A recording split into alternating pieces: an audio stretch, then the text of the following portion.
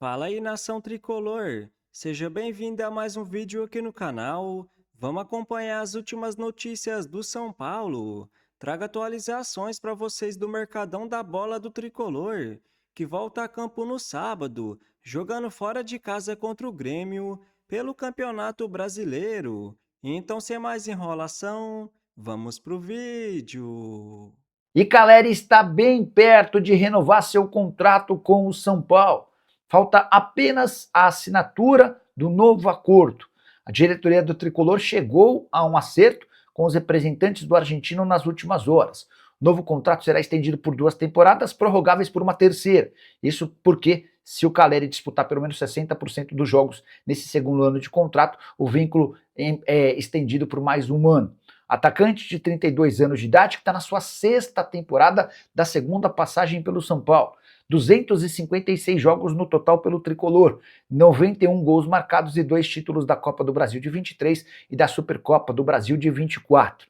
Caleri que chegou a ser sondado pelo Flamengo e teve propostas oficiais de Boca Juniors e River Plate. Como o contrato do Caleri se encerrava em dezembro, existia uma grande chance de o Caleri já assinar um pré-contrato para se mudar de graça para qualquer outro clube do Brasil ou do exterior em 2027. Mas o Caleri deixou clara a sua permanência, sua preferência pela permanência, e isso acabou acontecendo depois que o Caleri reduziu sua pedida e o São Paulo aumentou a oferta. A torcida do Tricolor chegou a ficar ofendida com a pedida e as exigências do Caleri, que queria 1.800.000 por mês de salário, 9 milhões de reais de luvas e o pagamento dos 7 milhões de reais da dívida de forma emergencial, em no máximo um ano. No fim das contas, o São Paulo não chegou a esse 1.800.000 de salário, embora tenha se aproximado. As luvas serão bem menores em relação à dívida parcelada ao longo dos 2 anos de contrato. O Caleri também exigia bônus por títulos e classificações. Os bônus vão ser pagos numa condição bem inferior à pedida pelo argentino. São Paulo passou por uma reformulação, durante essa temporada. Ao todo, até o momento, agora com o técnico Dorival Júnior, são 13 saídas. A gente vai passar rapidinho por essas 13, mas de antemão eu já falo.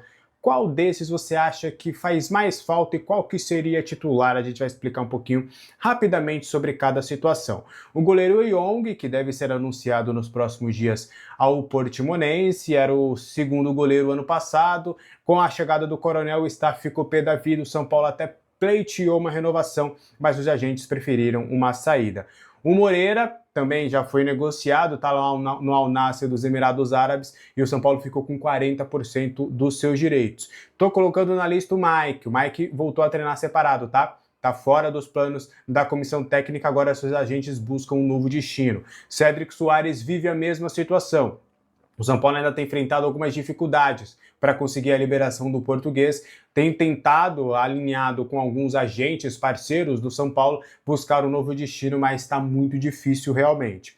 O Alan Franco, com toda aquela história que a gente já trouxe, pediu para sair, viu que estava perdendo espaço com o Dorival, não assimilou muito bem a volta do Arboleda, já se tornando um titular importante, e os seus agentes estavam insatisfeitos com os atrasados. Então, por conta disso, o Alan Franco também compõe essa lista. O Dória pediu para sair, alegando problemas pessoais. O Ferrarese foi negociado em definitivo com o Botafogo para a cessão do Newton. O Luan está treinando também separado, buscando um novo destino. Do que a gente tem de apuração, a rescisão de contrato com o atleta que estava bem encaminhado ainda travou em alguns valores que o São Paulo deve. Então, por conta disso, os jogadores e seus agentes querem receber a totalidade e o São Paulo queria que realmente ele abrisse mão de alguns valores, e aí acabou estando ali o negócio um pouquinho travado.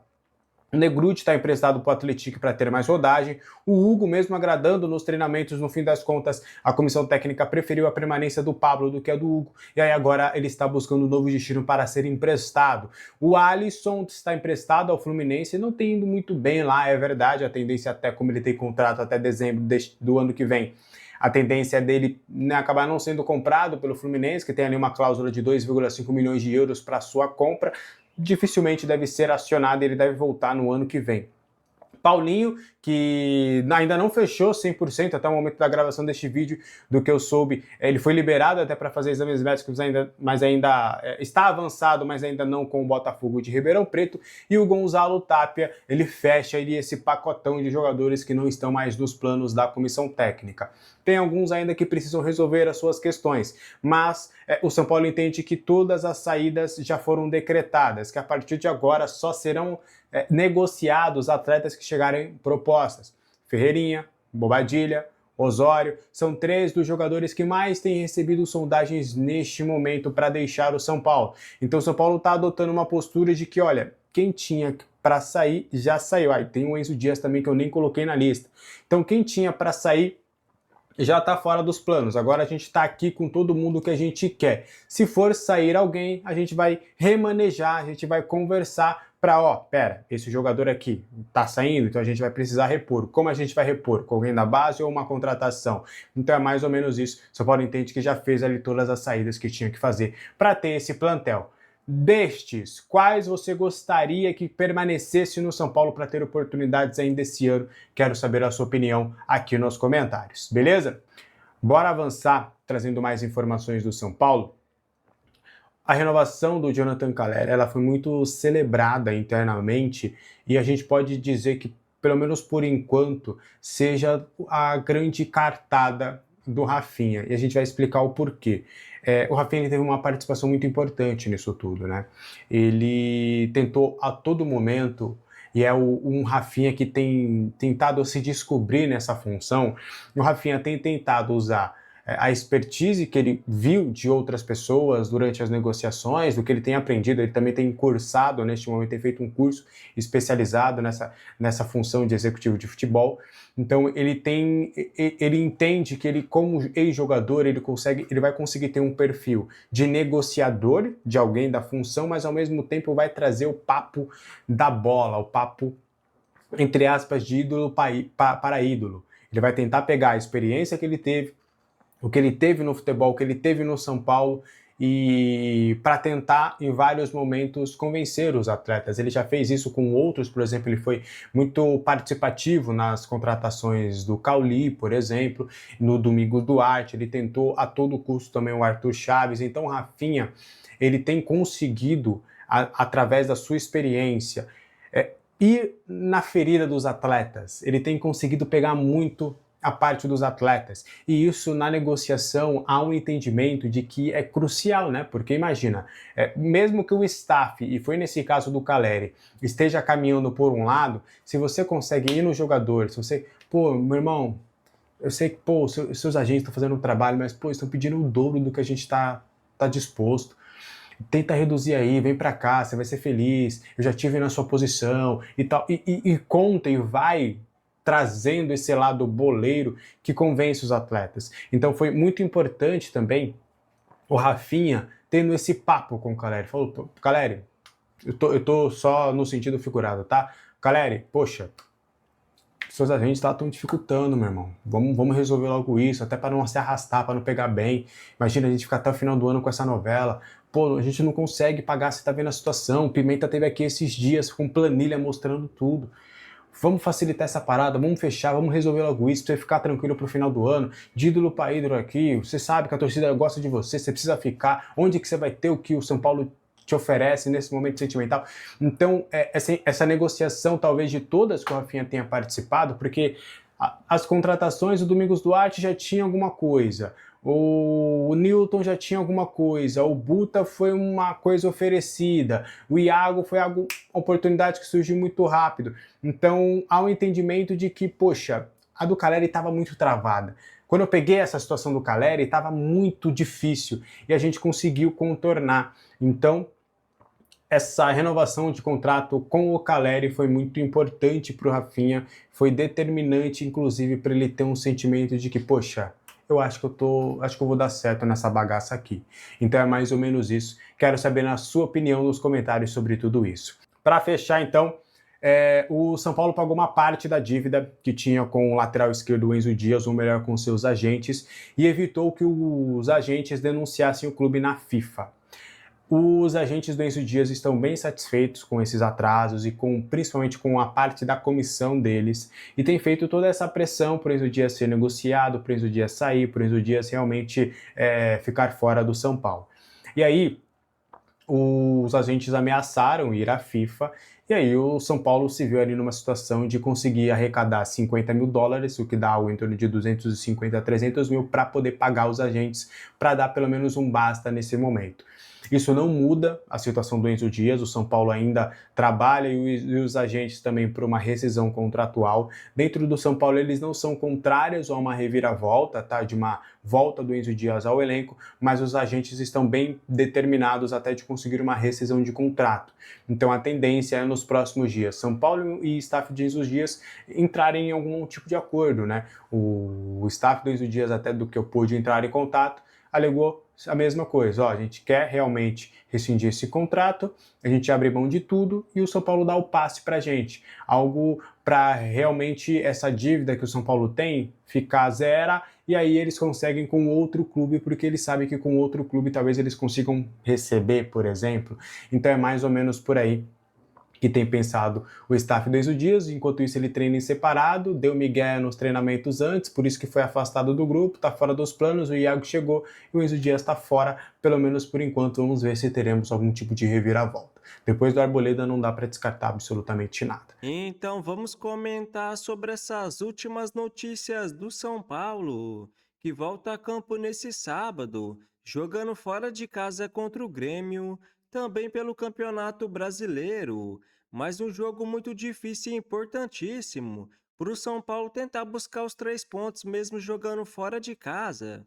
Até porque nos últimos 7 jogos do Brasileirão, nenhuma vitória, com 4 derrotas e 3 empates. Então o tricolor precisa reagir, buscar o mais rápido possível os 45 pontos para se afastar de vez de perto do Z4.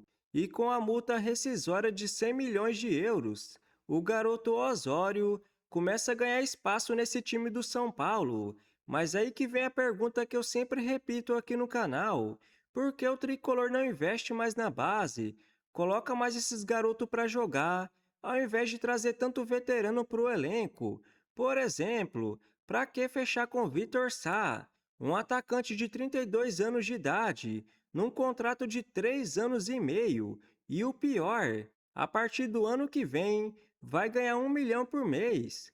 Dá mais chance para os garotos, como o TT e o Luca no ataque. De volante tem o Hugo, na zaga tem o próprio Osório, o Isaac e por aí vai. O Osório só está jogando porque o São Paulo não tinha outra opção na zaga, senão possivelmente ele nem estava jogando, né, galera? Então isso que tem que mudar no São Paulo, atravessando uma grave crise financeira como essa e com a meta de vendas muito alta para o ano, quase 160 milhões de reais. O São Paulo vai ultrapassar a dívida de 1 bilhão nesse ano, porque vai fechar o ano num grande prejuízo. Então investe mais na base, valoriza mais esses garotos para conseguir fazer boas vendas no futuro, já que não vai virar SAF, não vai ter investidor, tem que fazer alguma coisa.